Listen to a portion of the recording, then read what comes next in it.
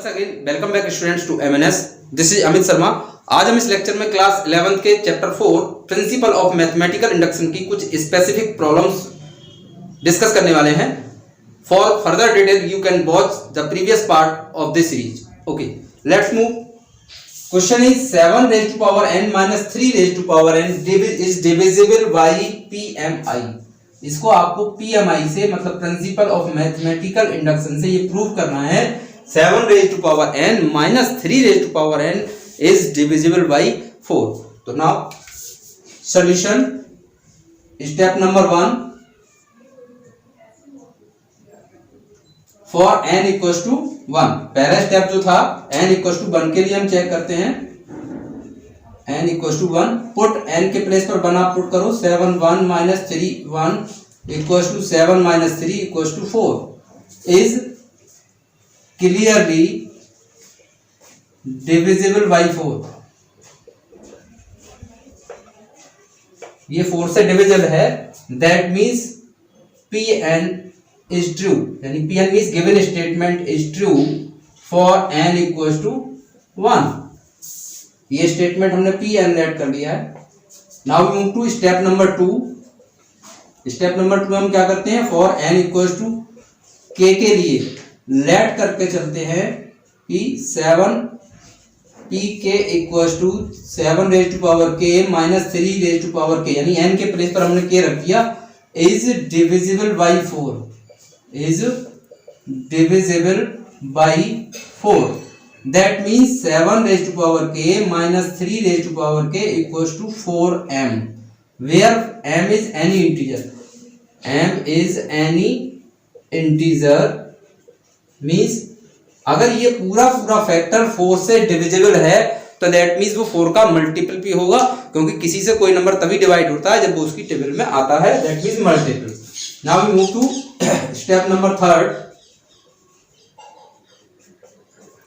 For n equals to k plus 1, then pk plus 1 equals to n के place पर आपको k plus 1 रखना होगा। यहाँ पर 7 raised to power n के प्लेस पर k plus 1 minus 3 raised to power k plus 1। In questions में मोस्टली स्टूडेंट 2 स्टेप तक तो इजीली कर लेते हैं, जैसे ही 3rd स्टेप आता है तो उनके सारे स्टेप्स जो रॉन्ग होने शुरू हो जाते हैं। तो आप क्लियरली उसको ठीक से समझने की कोशिश करें कैसे करते हैं। तो 7 raised to power k plus 1 minus 3 की पावर k प्लस 1 जो है उसको हम इस फॉर्म में लाने की कोशिश करेंगे। जो इक्वेशन नंबर फर्स्ट मैंने दी है 7 raised to power k minus 3 की पावर k, इस फॉर्म में लाने की कोशिश करते हैं। तो उसके लिए देखो यहाँ पर सबसे पहला स्टेप है 7 की पावर k और यहाँ पर है 7 की पावर k प्लस 1। तो पहले इसको सिंप्लीफाई करके लिखते हैं। ये आएगा 7 into 7 की पावर k लिख सकते हैं। क्यों? क्योंकि मल्टीप्लाई में सेम नंबर होता है तो उनकी पावर्स क्या हो जाती हैं, प्लस हो जाती हैं। Minus 3 raised to power k plus 1 as it is लिख लिए इक्वल्स टू।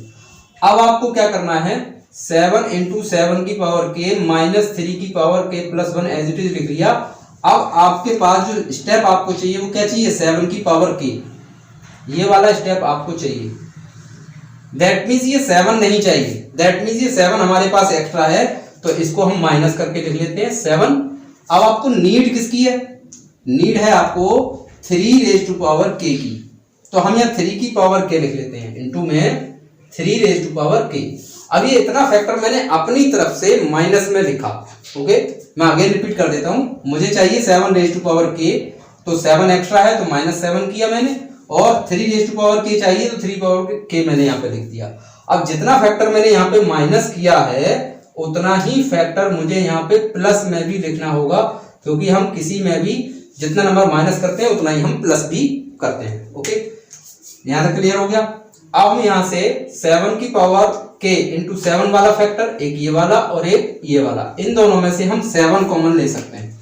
तो 7 कॉमन आएगा तो अंदर आएगा आपके पास 7 raised to power k minus 3 raised to power k।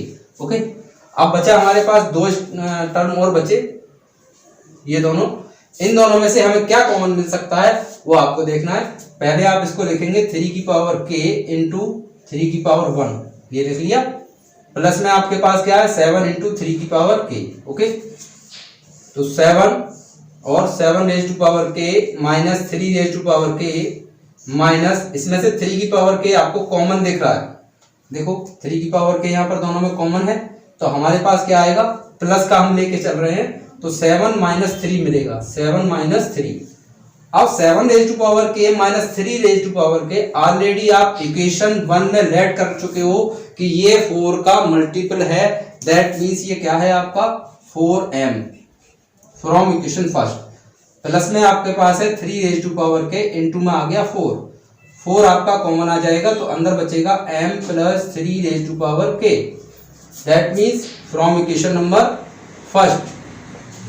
अब 4 इंटू m प्लस 3 की पावर के आ गया, that means is divisible by 4, that means 7 की पावर k प्लस 1 माइनस 3 की power k plus 1 is divisible by 4। क्यों? क्योंकि यहां पर 4 मल्टीप्लाई में आ गया बाहर होल के, इसलिए 4 से डिविजिबल है। तो हम कह सकते हैं Pn is true, given statement is true for n equals to k plus 1। 1 के लिए प्रूफ हो गया, k के लिए हमने लेट किया और k प्लस 1 को हमने प्रूफ कर दिया, तो लास्ट में आप लिखोगे hence Pn यानी given statement is true for all n belongs to n, यानी सभी नेचुरल नंबर के लिए गिवन स्टेटमेंट हमारा कैसा होगा, ट्रू होगा। ओके स्टूडेंट्स, तो ये प्रॉब्लम आपकी डिस्कस हो गई।